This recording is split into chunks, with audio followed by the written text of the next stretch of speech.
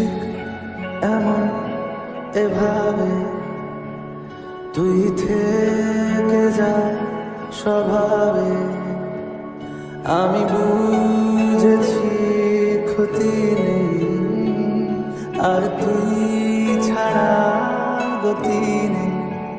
ছুঁয়ে দেয়া ফুটে যাবে।